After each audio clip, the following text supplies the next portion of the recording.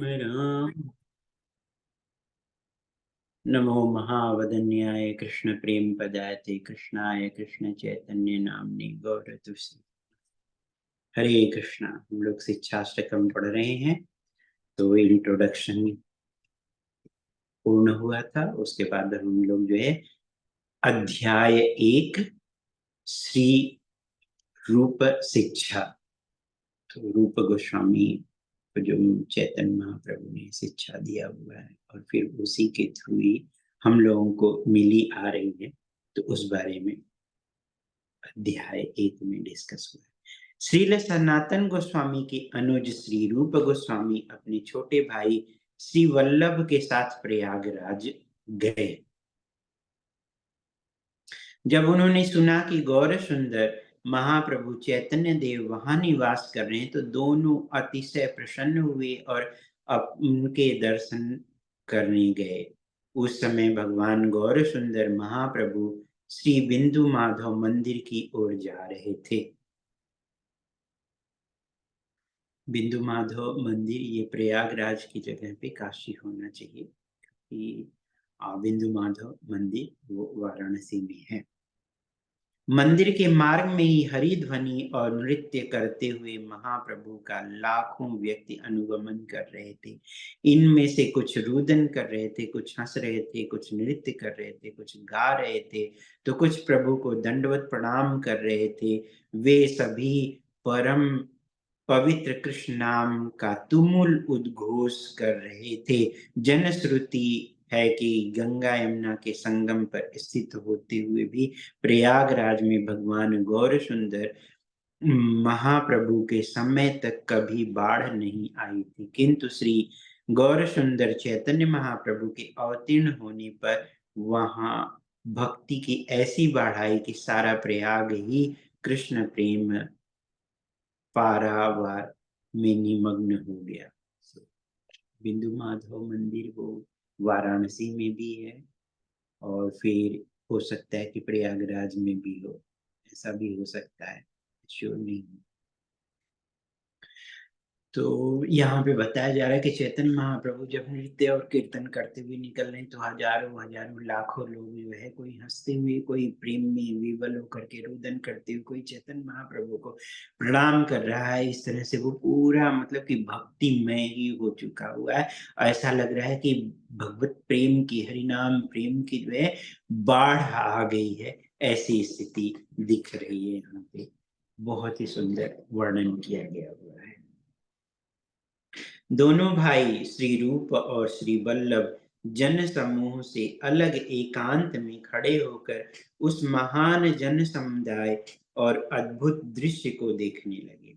नृत्य करते हुए समय ऊर्ध्वबाहु होकर भगवान गौर सुंदर महाप्रभु हरि बोल की तुमुल ध्वनि कर रहे थे। तुमुल का मतलब जय जयकार, बहुत जोर से, जैसे युद्ध में जो है जय जयकार होता है, उस टाइप का जो है, उससे भी भयानक, मतलब भयानक नहीं बोल सकते, मतलब हृदय को आकर्षित करने वाला, ताकि लोग जो है रोमांच में भर जाएं। जो भयानक का तात्पर्य यहाँ पे मिला ये था।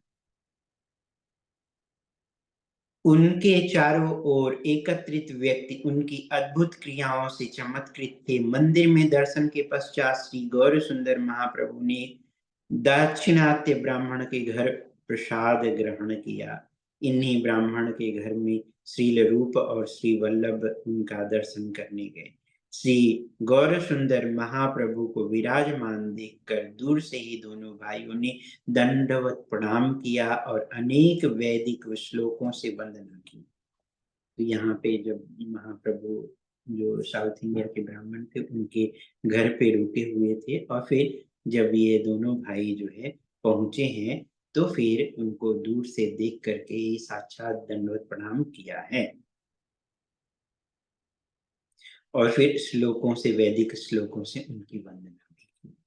श्रीमन महाप्रभु ने जब देखा कि श्रील रूप गोस्वामी प्रणाम कर रहे हैं, तो वे अत्यंत प्रसन्न हुए। उन्होंने श्रील रूप गोस्वामी को भूमि से उठने को कहा।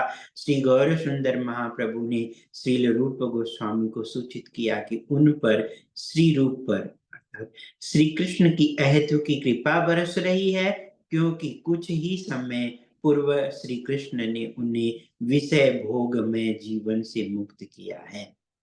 तो रूप गोस्वामी जो थे वो नवाब के यहाँ से निकल करके भगवान की भक्ति में लीन होने के लिए चैतन्य महाप्रभु के पास आए हुए थे। तो यही बात हम प्रभु बता रहे हैं। और फिर हम सब चैतन्य महाप्रभु की जो टीचिंग मिली है वह रूप गोस्वामी के थ्रू ही आई हुई है।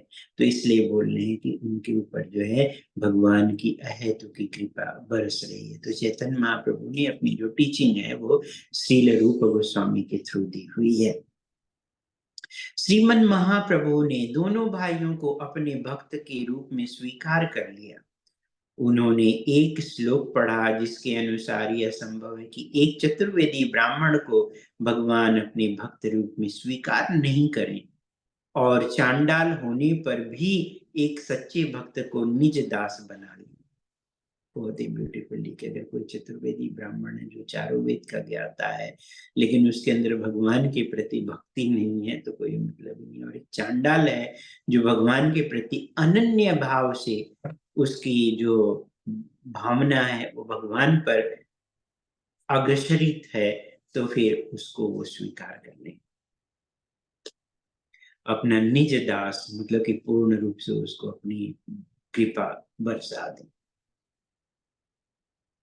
इसके उपरांत श्रीमन महाप्रभु ने दोनों भाइयों का आलिंगन किया तथा अनपायनी कृपा के कारण अपने चरणारविंद में उनके सिर पर स्पर्श किया। इस प्रकार श्री महाप्रभु की कृपा प्राप्त कर दोनों ने अपने शब्दों में श्री महाप्रभु की वंदना की। उनकी प्रार्थना से स्पष्ट था कि श्री गौर सुंदर महाप्रभु स्वयं श्री कृष्ण है। उन्होंने कृष्ण चैतन्य देव नाम से तप्त कांचन गौरांग रूप धारण किया है। वे श्री कृष्ण के महावदन न्याय अवतार हैं। उन्होंने क्योंकि वे सर्वज्ञ कृष्ण प्रेम वितरण कर रहे हैं। श्रील रूप गोस्वामी ने गोविंद लीलामृत 1.2 का एक श्लोक भी उद्धृत किया। तो यहाँ पे श्री रूप गोस्वामी और उनके जो भाई थे उन्होंने जो है श्री वल्लभ उन दोनों ने चैतन्य महाप्रभु को प्रणाम किया, उनकी वंदना अपने शब्दों में किया। और वो जो चैतन्य महाप्रभु का प्रणाम मंत्र है, नमो महावदन्याय कृष्ण प्रेम प्रदाय कृष्णाय कृष्ण चैतन्य नामने तो वो राधा रानी के वर्ण में जो है उनके भाव में वो भगवान कृष्ण स्वयं ही है, जो कि महावदन्य उनसे मोस्ट मैग्निमस कोई अवतार है ही नहीं है। तो वो श्लोक का वर्णन कर रहे हैं। यो अज्ञानमत्तं भुवनं दयालुरुल्लाघन्य न्यप्यकरोत् प्रमत्तमं स्वप्रेम सम्पन्न सुदयाद्भुतेहं श्रीकृष्ण चैतन्यं ममो प्रपद्ये। श्री गौर सुंदर श्री कृष्ण चैतन्य महाप्रभु सर्वाधिक करुणा में परम पुरुष भगवान स्वयं है। वे अज्ञान निमग्न जीवों का उद्धार करते हैं और सर्वोत्तम वस्तु अर्थात कृष्ण प्रेम प्रदान कर उन्हें कृष्ण भावना उन्मत्त कर देते हैं उनमें। और मैं उन्हें उनके चरणा रविंद में उनके चरण कमलों में शरण लेता हूँ और दूसरे शब्दों में प्रणाम करता हूँ। इसके उपरांत श्री वल्लभ भट्ट के निमंत्रण पर श्री गौर सुंदर महाप्रभु गंगा के दूसरे तट पर गए। उस क्षण से श्री गौर सुंदर महाप्रभु जहां भी जाते श्री रूप गोस्वामी उनका अनुगमन करते और उनके साथ निवास करते। श्रीमन महाप्रभु को भीड़ भाड़ अप्रिय थी, अतः उन्होंने श्री रूप गोस्वामी को अपने साथ गंगा के दशाश्वमेध घाट पर चलने की आज्ञा दी। मालूम नहीं है प्रयागराज में दशाश्वमेध घाट है या नहीं, लेकिन वाराणसी में है। 10 दिन तक कृष्ण तत्व भक्ति सिद्धांत तथा श्री कृष्ण से दिव्य रस तत्व के विषय में उन्होंने श्रील रूप गोस्वामी को शिक्षा प्रदान की। इन सभी विषयों का सांगोपांग वर्णन किया, जिससे भविष्य में श्री रूप अपने ग्रंथ श्री भक्ति रसामृत सिंधु द्वारा कृष्ण विद्या का वितरण कर सकें। तो यहाँ पे चैतन्य महाप्रभु ने पूरा जो भक्ति से जुड़े हुए जो भी हैं वो सब ज्ञान दिया, उसी से ही भक्ति रसामृत सिंधु की उन्होंने रचना की है। श्रील रूप गोस्वामी इन घटना का उल्लेख कर श्री भक्ति रसामृत सिंधु के प्रथम श्लोक में श्रीमन महाप्रभु की अहेतु की कृपा का वर्णन करते हैं। परम ईश्वर भगवान श्री कृष्ण परम चेतना तथा सर्वशक्तिमान है एवं अपनी अहेतु की कृपा से, मतलब बिना किसी कारण के वो जीवों पे कृपा करते हैं। वे जीव को अपनी कृपा प्राप्ति का सामर्थ्य दें, वो जीव जो है उनकी कृपा प्राप्त कर सकें, ऐसी शक्ति दें। क्योंकि भगवान की कृपा प्राप्त करने के लिए शक्ति की जरूरत होती है। जैसे भगवान ने अर्जुन को बोला कि तुम दिव्य जो स्वरूप है उनका, जो विश्वरूप है, वो देखने के लिए तुमको दिव्य नेत्रों की जरूरत पड़ेगी। वैसे ही भगवान की कृपा प्राप्त करने के लिए भगवत शक्ति की जरूरत पड़ेगी, विशेष सामर्थ्य की जरूरत पड़ेगी। वास्तव में बद्ध अवस्था के कारण अधिकांश व्यक्ति कृष्ण भक्ति तथा कृष्ण भावनामृत से विमुख है। वास्तव में मनुष्यों में अधिकतर ऐसे ही हैं जो भगवान कृष्ण से अपने नित्य संबंध तथा जीवन के परम लक्ष्य भगवत प्राप्ति संबंधी कृष्ण भक्ति के प्रधान शिक्षाओं को नहीं जानते। क्योंकि बहिर्मुखी जीव होने के कारण कैसे भगवान के प्रति समर्पण किया जाए इसकी जानकारी नहीं है। यही नहीं, बैकुंठ की लौटने की पद्धति का भी उन्हें ज्ञान नहीं है। तो लोग तो भगवान में विलय होना जानते हैं, भगवान के साथ उनके धाम में कैसे निवास किया जाए इसका कोई ज्ञान ही नहीं है। बद्ध जीवों को इन अत्यंत महत्वपूर्ण विषयों का ज्ञान कराने के लिए श्री महाप्रभु ने अपनी अहेतु की कृपा से श्री रूप गोस्वामी को भक्ति सिद्धांतों की शिक्षा प्रदान की। बाद में मानव समाज के कल्याण हेतु श्रील रूप गोस्वामी ने उसी भक्ति विद्या का प्रचार किया। अपने सुप्रसिद्ध ग्रंथ श्री भक्ति रसामृत सिंधु के प्रारंभ में श्री रूप गोस्वामी ने लिखा है, हृदि यस्य प्रेरणया प्रवृत्ति तो अहम वक्राकर रूपो अपि तस्य हरे पदकमलं वंदे चैतन्य देवस्य। हृदय में जिनसे प्रेरणा पाकर मैं इस ग्रंथ के प्रणयन में प्रवृत्त हो रहा हूँ, इन परम ईश्वर स्वयं भगवान हरि स्वरूप गौर सुंदर श्री चैतन्य देव के चरणारविंद की वंदना करता हूँ। तो यहाँ पे प्रारंभ में श्री रूप गोस्वामी चैतन्य महाप्रभु की वंदना कर रहे हैं।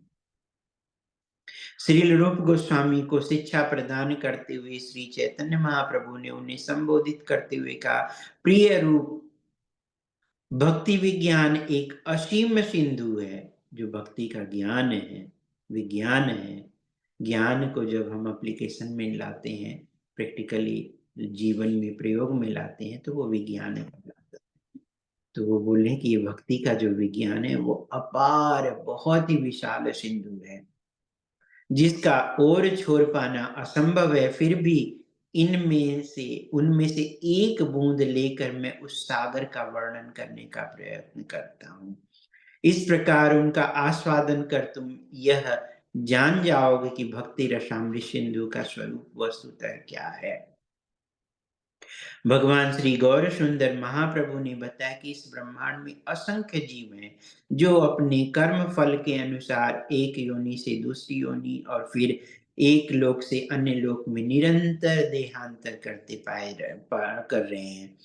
और इस प्रकार प्राकृत्य जगत के बंधन में वे अनंत काल से बंधे हुए बहिर्मुखे जीव जो यहीं भटक रहा है, एक शरीर से दूसरे शरीर को प्राप्त हो रहा है। श्रीमद् भागवतम में उल्लेख है, ये जीव वस्तुतः परमात्मा के परमाणु भिन्न अंश है, भगवान का ही अंश है ये। श्रीमद् भागवतम में उल्लेख है कि एक जीवात्मा का माप केस के नोक के 10,000वें भाग के बराबर होता है। जो बाल होता है, इसका जो टिप होता है, उसके 10,000 पार्ट कर दिया जाए तो उतना साइज होता है आत्मा का जो है। श्रीमद् भागवतम दसम स्कंद में एक महान यज्ञ की पूर्ति पर सनंदन कुमार ने यह प्रार्थना की, हे सत्य स्वरूप भगवान,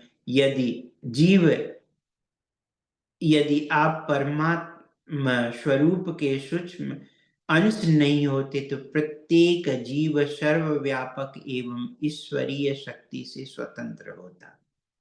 तो अगर ये आपका अंश नहीं होता तो ये जो है स्वतंत्र होता ईश्वरीय शक्ति से सर्वव्यापक। किंतु को यदि जीव को परमात्मा का लघु अंश स्वीकार किया जाए तो ईश्वरीय शक्ति द्वारा उसका शासन स्वयमेव सिद्ध हो जाएगा। अतएव यही स्वाभाविक स्थिति है और इसी में स्थित रहकर जीव स्वतंत्रता प्राप्त कर सकता है। श्रीमद् भागवतम 10.87.30। यदि कोई भ्रांति पूर्वक अपनी स्थिति को स्वयं भगवान श्री कृष्ण के बराबर मानने लगे तो अद्वैत सिद्धांत से दूषित होने के कारण वह भक्ति मार्ग से गिर जाएगा और उसके भगवत प्राप्ति संबंधी प्रयत्न निरर्थक सिद्ध होंगे। तो यहाँ पे श्रील प्रभुपाद जी बता रहे हैं कि जो जीव का जो स्वभाव है, जीवेर स्वरूप हुए कृष्ण नित्य दासम, शाश्वत रूप से भगवान के दास हैं और दास का काम क्या है? स्वामी की सेवा करना। अगर वह इस स्थिति में है तब तो वह सही जगह पे है, तब वह ईश्वरीय शक्ति के द्वारा उसका शासन स्वयमेव सिद्ध हो जाता है, यहाँ पे बता रहे हैं। लेकिन अगर वह ईश्वर के समान अपने को बराबर मान लेता है तो अद्वैत सिद्धांत जो है वो लागू हो जाता है, तुम भी भगवान हम भी भगवान, और फिर वह भगवत प्राप्ति से जो उसका सारा स्वरूप जो भी सिद्धि है वो सब निरर्थक हो जाता है। श्रीमद् भागवतम की इन शिक्षाओं की व्याख्या करते हुए श्रीमन महाप्रभु गौर सुंदर ने जीवों के दो भेदों का उल्लेख किया है, नित्य मुक्त तथा नित्य सिद्ध। ये दो भेद हैं। नित्यबद्ध जो जीव दो प्रकार के होते हैं, चर और अचर। वृक्ष आदि जीवों की अचर संज्ञा है। पक्षी और पशु जैसे चलायमान जीव तो जंगम कहा जाता है। इनकी भी 3 उप श्रेणियां हैं, नभ, जल, थलचर। थलचर करोड़ों जीवों के अति लघु अंश के रूप में मनुष्य हैं। मानव समाज में भी सभी अधिकांश मानव परमार्थ से बिल्कुल अनभिज्ञ, दुराचारी और घोर नास्तिक हैं। तो यहाँ पे बताया गया जा रहा है कि भागवतम में की शिक्षाओं की व्याख्या करते हुए जो है चैतन्य महाप्रभु बता रहे हैं 2 प्रकार के जीव हैं। एक तो नित्य मुक्त जो कि भगवान की सेवा में लगे रहते हैं, वह नित्य मुक्त हुए, और दूसरा जो है नित्य बद्ध, जो हम सब जो भगवान से बाहर होकर के जो जीव आए हुए हैं उनको जो है नित्य बद्ध कहा गया। उसमें 2 प्रकार के, एक चर और अचर। चर में जो है 3 प्रकार के हो गए। अचर मतलब कि जो वृक्ष वगैरह हो गए जो चल फिर नहीं सकते हैं, और अचर में नभ, जल और थलचर आकाश में रहने वाले, और फिर पृथ्वी पे रहने वाले, और फिर जो है पानी में रहने वाले। तो जो थलचर हैं, जो जमीन पे रहने वाले हैं उनमें मनुष्य की जो है श्रेणी आती है, और उनमें भी बहुत ही कम ऐसे होते हैं जो कि परोपकारी होते हैं, अन्यथा सभी नास्तिक हैं। सारांश में अधिकतर मनुष्य पशु के समान जीवन यापन कर रहा है। पशु के समान का मतलब कि वह खाता है, सोता है, मैथुन करता है और फिर जो है अपनी रक्षा करता है। आहार, भय, मैथुन,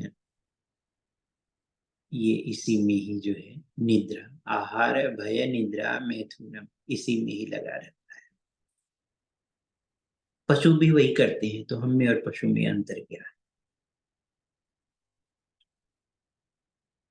इसका अनुमान मानव अथवा सभ्य समाज के सदस्यों की संज्ञा में से लगाया जा सकता है। वस्तुस्थिति यह है कि शास्त्र अथवा ईश्वर के अस्तित्व अथवा केवल सदाचार में भी विश्वास रखने वाले थोड़े से मनुष्य भी मिलने बड़े कठिन हैं। बहुत ही कम ऐसे हैं जो कि सदाचार में विश्वास करते हैं, ईश्वर में विश्वास करते हैं, नहीं तो सब नास्तिक ही हैं। वस्तुस्थिति यह है कि शास्त्र अथवा ईश्वर के अस्तित्व तथा अथवा केवल सदाचार में भी विश्वास रखने वाले थोड़े से मनुष्य को मिलने बहुत कठिन है। इसके महत्व में विश्वास रखने वाले आर्य आर्य शब्द से परमार्थ के विकास में श्रद्धावान पुरुष इंगित हैं। इनमें भी दो वर्ग है, सदाचारी, दुराचारी। सदाचारी सामान्यतः इंद्रिय सुख की प्राप्ति के लिए सकाम कर्मों का अनुष्ठान करते हैं। इंद्रिय तृप्ति के निमित्त सत्कार्यों में प्रवृत्त रहने वाले ऐसे व्यक्तियों में बहुत थोड़े परम सत्य का ज्ञान पाते हैं। इन्हें ब्रह्मवादी ज्ञानी कहा जाता है। ऐसे हजारों ज्ञानियों से में बहुत ही मुक्ति प्राप्त करते हैं, बहुत थोड़े ही मुक्ति प्राप्त करते हैं। भक्ति के अनुसार मुक्तावस्था में जीव मुक्ति को प्राकृत्य तत्वों से अतीत अपने आत्म स्वरूप का ज्ञान हो जाता है। केवल सिद्धांत रूप में इस मत को मानने वाले जीव को भी मुक्त कहा जाता है, पर वास्तव में मुक्त वही है जो भगवान के नित्य दास के रूप में अपने यथार्थ स्वरूप को जान ले। ऐसे मुक्त जीव श्रद्धा तथा भक्ति सहित भगवत सेवा में तत्पर रहते हैं और कृष्ण भक्त कहलाते हैं। तो यहाँ पे बताया जा रहा है कि जो सदाचार में विश्वास करते हैं उनको आर्य कहा जाता है। जो मनुष्य जीवन को जो जानता है वह आर्य कहलाता है, जो नहीं जानता है वह अनार्य कहलाता है। तो उनमें ज्यादातर जो है सकाम कर्म करने वाले हैं, सकाम कर्मों के अलावा इंद्रिय तृप्ति से जुड़े हुए अर्थात, और उनमें से कुछ बहुत ही कम होते हैं जो कि थोड़े परम सत्य का ज्ञान रखते हैं, जिनको कि ब्रह्मवादी कहा जाता है। इन हजारों ज्ञानियों में ब्रह्मवादियों में से कोई विरला ही जो है भक्ति के सिद्धांत को समझ पाता है, और जो मुक्ति के सिद्धांत को जानता है उसको मुक्त कहा जाता है। और जो भगवान के साथ अपने नित्य संबंध को जीवेर स्वरूप हुए कृष्णेर नित्य दास इसको जो जानता है वही कृष्ण भक्त कहलाता है, अर्थात भगवत सेवा में जो लगा रहता है। ये निचोड़ था। कृष्ण भक्तों में भोग वासना का अभाव रहता है। केवल भक्ति सिद्धांत रूप में प्रकृति से परे अपने आत्म स्वरूप को जानने वाले जीवों की गणना भी मुक्त जीवों के वर्ग में की जाती है। तो यहाँ पे बताया जा रहा है कि कृष्ण जो भक्त होते हैं उनमें भोग भावना का अभाव रहता है, और जो इस सिद्धांत को जानता है वह भी मुक्त जीवों के वर्ग में आता है, क्योंकि उसको पता है कि इसका, और जो सिद्धांत को जान रहा है वो जरूर अप्लाई करेगा, पर उसमें भोग विलास की भावना बनी रहती है। भगवान का सायुज्य प्राप्त करना ही उसकी मुख्य अभिलाषा है। सायुज्य मुक्ति अर्थात भगवान में विलय होना चाहते हैं, जो दूसरे प्रकार के जो मुक्त आत्मा जो सिद्धांत को समझ रहे हैं। ऐसे व्यक्ति सामान्यतः प्राकृत्य सुख समृद्धि के उपभोग के लिए वैदिक कर्म कांड तथा पुण्य कर्मों में संलग्न रहते हैं, जिनमें से कुछ प्राकृत्य सुख भोग का लंघन कर पर व्योम में प्रवेश भी कर लेते हैं, परंतु भगवान के सायुज्य को प्राप्त कर अपने सुखोपभोग को बनाए रखना चाहते हैं। उनमें से कुछ योगाभ्यास द्वारा यौगिक क्रिया सिद्धियों की प्राप्ति के भी इच्छुक होते हैं। जब तक हृदय में ये इच्छाएं रहती हैं, तब तक कोई भी शुद्ध भक्ति का स्वरूप नहीं समझ सकता। इनमें उद्विग्न चित्त वाला कभी शांत नहीं रहता। वास्तव में जब तक प्राकृत्य सिद्धि की कोई भी इच्छा विद्यमान है, तब तक मनुष्य को शांति नहीं मिल पाती। श्री कृष्ण भक्त कुछ भी लौकिक कामना नहीं करते, अतः प्राकृत्य जगत में शांत पुरुष वाले होते हैं। तो यहाँ पे बताया गया हो कि भगवान के जो भक्त हैं वह तो मुक्त माने जाते हैं, क्योंकि उनमें भगवान की अलावा अन्य कोई भोग भावना नहीं रहती है। लेकिन जो इस सिद्धांत को जानता है, उस जीव को भी मुक्त वर्ग में रखा गया है, लेकिन उसमें भोग की भावना बनी रहती है और भगवान का वो सायुज्य मतलब भगवान में वो विलय होना चाहते हैं। उनकी जो अभिलाषा रहती है, यही मुख्य अभिलाषा रहती है, और वह जो है पुण्य कर्मों में लगा रहता है सामान्य व्यक्ति जो है, और उनमें से कुछ जो है प्राकृतिक सुख का भोग करके जो है उनमें से कुछ यौगिक अभ्यास करते हैं और कुछ सिद्धि की तरफ आते हैं। लेकिन जब तक ये हृदय में इच्छाएं रहेंगी, कामनाएं रहेंगी, तब तक कोई जो है भगवान की शुद्ध भक्ति के स्वरूप को नहीं समझ सकता है, और वो शांत भी नहीं रहेगा।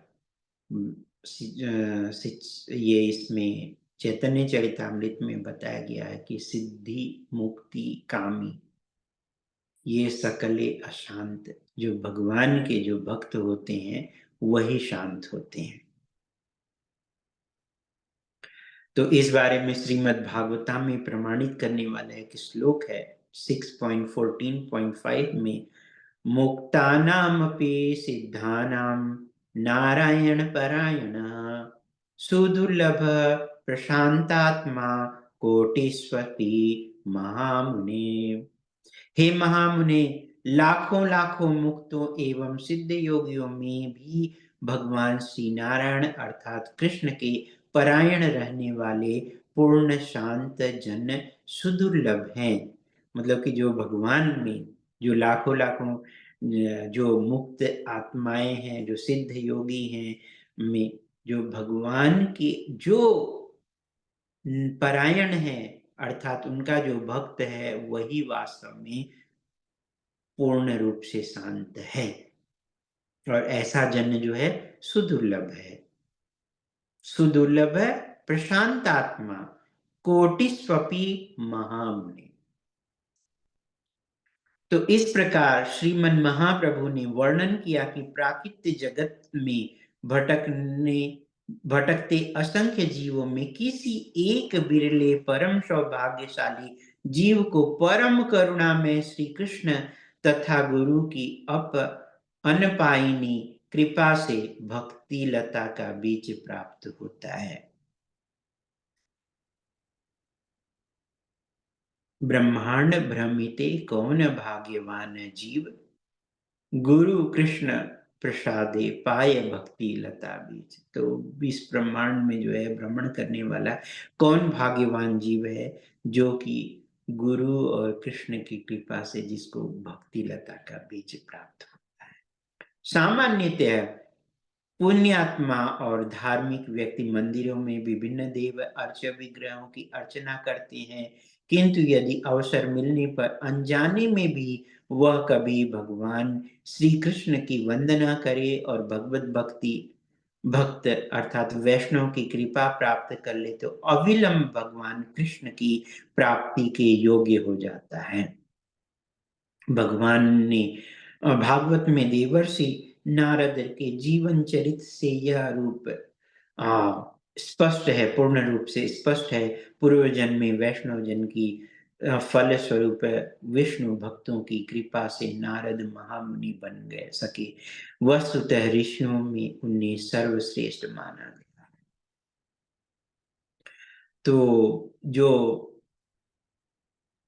पुण्यात्माएँ हैं, वो अगर किसी तरह से विष्णु के भक्तों के या विष्णु की आराधना करने से, क्योंकि वो अलग-अलग देवी-देवताओं की, अलग-अलग देवों के अर्च विग्रह की आराधना करते हैं, पूजा करते हैं, तो जब उनको विष्णु आराधना का चांस मिलता है और वैष्णव के दर्शन करने मात्र से ही उनका जीवन सफल हो जाता है, अर्थात वो भक्ति में आ जाते हैं। इसका उदाहरण स्वयं नारद मुनि व्यासदेव से बता रहे हैं कि जब वो छोटे थे पिछले जन्म में, तो वो दासी पुत्र थे, उनकी माता जो है चतुर्मास में भगवत भक्तों की सेवा कर रही थी वेदांत दास का, और फिर उनकी सेवा करने से, उनका जूठन खाने से, और जिसको कि महाप्रसाद बोला जाता है, और फिर उनके वचनों को सुनने से ही वह जो है सिद्ध ऐसे हुए कि वो सभी ऋषियों में देवर्षि नारद बोला गया हुआ है, सर्वश्रेष्ठ बताया गया हुआ है। वैष्णव भक्त बद्ध जीवों पर स्वभाववश द्रवित होकर कृपा करता है। वैष्णवों की जो कृपा, भगवत भक्तों की जो क्वालिटी है, कारुणिका है। पहली जो क्वालिटी है वो करुणामय होती है। तो बिना बुलाए भक्त द्वार-द्वार जाकर लोगों को जागृत करता है। श्री कृष्ण के नित्य दास के रूप में जीव के यथार्थ स्वरूप का ज्ञान देकर अविद्या के अंधकार से उसका उद्धार करता है। ऐसे भक्तों को जनता में कृष्ण भक्ति के प्रचार के लिए भगवान अपने विशेष शक्ति प्रदान करते हैं। भगवान के आदेश प्राप्त प्रामाणिक आचार्यों की कृपा से बद्ध जीवों को भक्ति लता का बीज मिलता है। भगवान श्री कृष्ण की अहेतुकी कृपा का प्रथम अनुभव तब होता है जब किसी ऐसे योग्य गुरु का साक्षात्कार हो जो बद्ध जीव को भक्ति के सर्वोच्च शिखर पर आरूढ़ करने में समर्थ हो। उसी कारण श्री महाप्रभु ने कहा, गुरु कृपा से जीव अहेतुकी भगवत कृपा पाता है और भगवत कृपा से गुरु की कृपा प्राप्त होती है।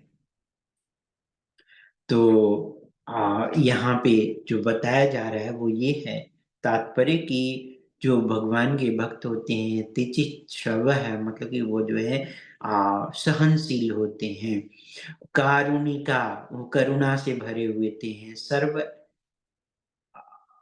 सुहृदय सर्वदेही नाम, सभी जीवों के प्रति वो दयालु होते हैं।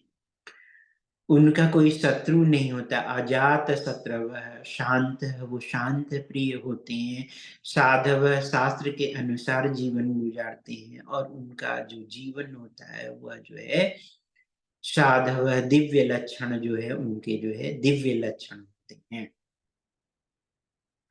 तो उसके कारण वह सभी के घर-घर जा करके जो है, उनके ऊपर कृपा करके जो है, भगवान की भक्ति जागृत करते हैं और फिर कृष्ण भावनामृत का प्रचार करते हैं। उनका एक ही कार्य होता है। उसी बारे में यहाँ पे बताया जा रहा है।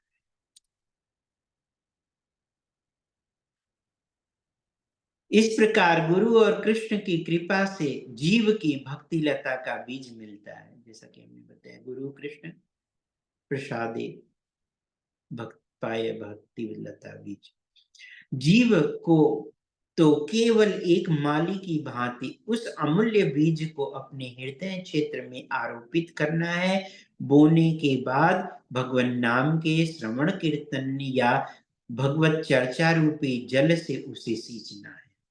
जब हम कोई बीज डालते हैं तो उसमें खाद पानी ये सब डालते हैं, तो वैसे ही हमें अपने हृदय में भक्ति लता बीज डालना है और फिर उसको जो है भगवान के बोने के बाद जो है जब गुरु बीज दे देते हैं तो उसको श्रवण और कीर्तन, हरे कृष्ण कृष्ण कृष्ण हरे हरे, हरे राम राम राम हरे हरे। और फिर भगवत कथा के द्वारा इसको सींचते हैं और भक्ति के बीज से अंकुरित भक्ति लता निर्बाध होकर के जो है वो आगे बढ़ती है। पूर्ण बढ़ जाने पर इस ब्रह्मांड को फोड़ करके पर ब्रह्म अर्थात वैकुंठ धाम को हो जाती है, जहाँ सब कुछ ब्रह्म ज्योति के तेज से प्रकाशित है। और भक्ति लता उस ब्रह्म ज्योति का लंघन करके क्रमशः गोलोक वृंदावन अर्थात जो ब्रह्म ज्योति को क्रॉस करके उसके ऊपर जो है वैकुंठ धाम में सबसे ऊपर जो गोलोक वृंदावन है वहां जाती है वो। वहां वह भक्ति लता श्री कृष्ण के चरणारविंद की शरण लेती है। यही भक्ति की चरम लक्ष्य है। इस स्थिति कृष्ण शरण की प्राप्ति के बाद उस भक्ति लता में भगवत प्रेम रूपी फल लगता है। किंतु दिव्य माली भक्त के लिए श्रवण कीर्तन रूपी जल से भक्ति लता को नित्य सिंचित करना अनिवार्य है। श्रवण कीर्तन रूपी जल के अभिचिंतन के बिना भक्ति लता का सूख जाना बहुत संभव।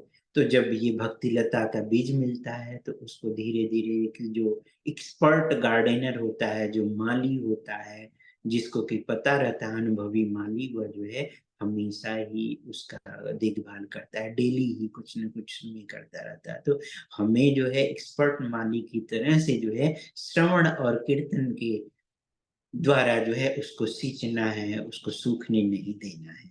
तो अगर श्रवण कीर्तन बंद हो गया तो सूख जाएगा।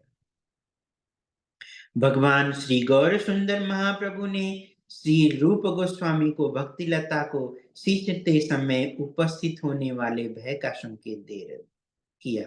भक्ति लता के कुछ बढ़ने पर कोई पशु उसे खा अथवा नष्ट कर सकता है। पशु द्वारा हरे भरे पल्लव खाए जाने पर लता सामान्यतः निष्प्राण हो जाती है। सर्वाधिक भयावह पशु पौधों को अत्यंत हानि पहुंचाता है।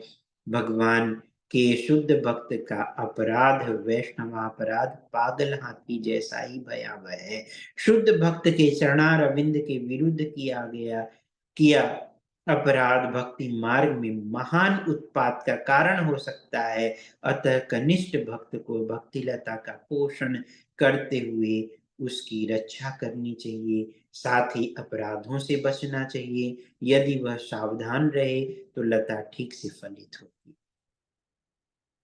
तो यहाँ पे बताया गया हुआ है कि हमें जो है जब हमारा भक्ति लता बीज हरा भरा बढ़ने लगे तो उसको केयरफुली गार्डनिंग करना है, उसको हिंसक पशुओं से या फिर जानवरों से उसको खा पी न जाए जो है उनसे बचाना है। और फिर जो सबसे खतरनाक चीज है वो है वैष्णव अपराध। वैष्णव अपराध अगर कोई करता है तो वो पागल हाथी जाकर के चारों तरफ रौंद देती है, वैसे ही हमारी भक्ति लता बीज को रौंद डालेगी ये अपराध जो है। तो इससे हमें बचना है, यही हाथी माता कहलाता है। श्रीमन भगवन नाम के जप में 10 अपराध बन सकते हैं। पहला अपराध है भगवान के पवित्र नाम के को विश्वव्यापी बनाने वाले महान भक्तों की निंदा करना। कृष्ण के नाम का विश्व भर में प्रचार करने वाला श्री कृष्ण का अतिशय प्रेम पात्र है, क्योंकि कृष्ण से अभिन्न है। दूसरा अपराध भगवान विष्णु को परम तत्व के रूप में स्वीकार न करना। भगवान के नाम रूप गुण लीला आदि में कुछ भी विभेद नहीं है। तो पहला ये है कि भगवान के भक्तों के प्रति उनके प्रति कोई अपराध नहीं करना है, उनकी निंदा भी नहीं करनी है। दूसरा जो है वो है भगवान के नाम के सामान्य अन्य देवताओं के नाम को नहीं उनके बराबर नहीं समझना, इनमें भेद मानना अपराध है। उनका नाम धाम रूप गुण लीला महिमा सब कुछ भगवान दिव्य है, इसलिए ये सब कुछ भी दिव्य है। श्री भगवान सर्वोपरि हैं, कोई भी उनके समान अथवा उनसे उत्तम नहीं है, वही सर्वश्रेष्ठ है, वही परम पुरुष हैं। अतः उनके अथवा देवताओं के नामों में भेद मानने वाले अपराधी हैं। भगवान श्री कृष्ण तथा अन्य देवों को सम्मान नहीं मानना चाहिए। रिस्पेक्ट सबको करना है, सम्मान सबको, क्योंकि वो भी भगवान के लिए ही कार्य कर रहे हैं, लेकिन वो भगवान के समान नहीं है। तीसरा अपराध, गुरु को सामान्य पुरुष समझना। वो गुरु गिव्स कृष्णा, कृष्णा गिव्स गुरु। भगवत गीता में भगवान चौथे अध्याय के 34वें श्लोक में बोल रहे हैं कि आप गुरु के पास जाओ, उनसे उनकी सेवा करते हुए विनीत भाव से उनसे प्रश्न पूछो।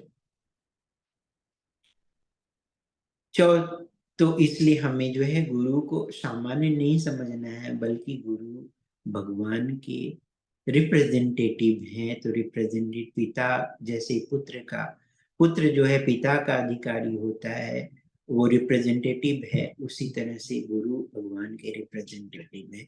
तो उनको एज गुड एज गॉड समझना चाहिए। चौथा अपराध, वैदिक शास्त्रों तथा पुराण आदि प्रामाणिक ग्रंथों की निंदा है। तो हमें किसी भी वैदिक ग्रंथ की निंदा, पुराण शास्त्र की निंदा नहीं करनी है। पांचवा अपराध, नाम महिमा को अर्थवाद समझना, मतलब कि उससे जो है कुछ बेनिफिट मिले इस, या फिर उसको जो है एक क्या बोलेंगे कि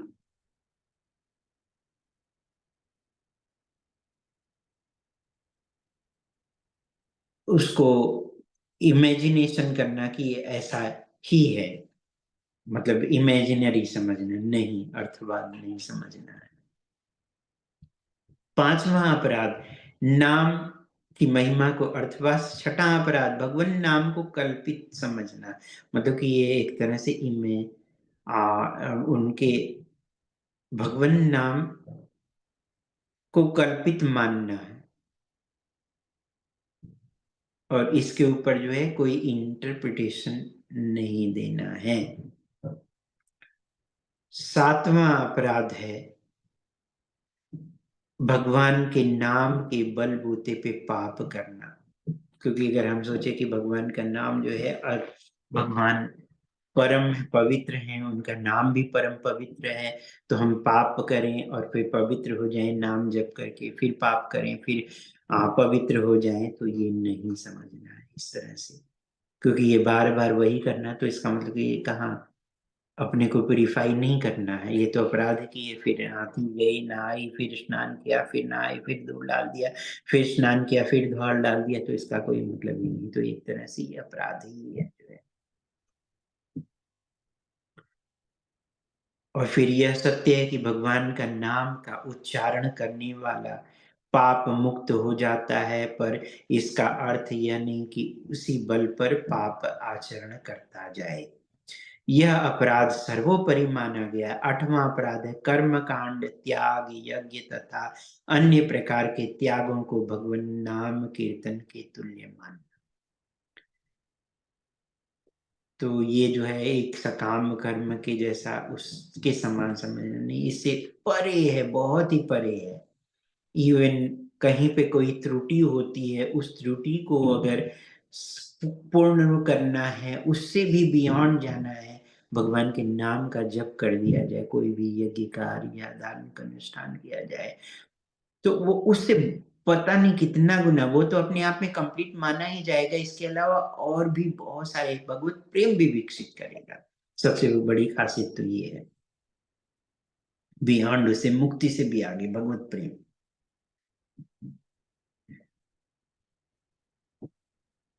भगवत नाम कीर्तन साक्षात भगवान श्री कृष्ण का सानिध्य है। पुण्य कर्म केवल भगवान की प्राप्ति के साधन मात्र हैं, इसके अतिरिक्त वे लौकिक कामना से प्रेरित हो सकते हैं, इसलिए उसके समान नहीं समझना है। नवा अपराध है श्रवण की इच्छा से रहित श्रद्धाहीन मनुष्य से भगवान नाम कीर्तन का वर्णन करना, क्योंकि जब आप किसी व्यक्ति को जिसमें श्रद्धा ही नहीं है उसको भगवान की भक्ति के बारे में बताएंगे तो फिर वह किसी काम का नहीं रहेगा, क्योंकि वह जो है रिबेलियस हो करके उसमें भगवान के नाम के प्रति अपराध करेगा और कुछ न कुछ वो बोलेगा ही बोलेगा। तो ऐसे व्यक्ति को अगर बोला जाए तो फिर ये एक प्रकार का अपराध है, तो उससे भगवान के नाम की महिमा के बारे में कोई बात ही नहीं किया जाए, क्योंकि वो समझ ही नहीं सकता है, उसके वो बियॉन्ड है वो, तो उसकी क्षमता ही नहीं कि भगवान के इस नाम की महिमा को वो समझ सके।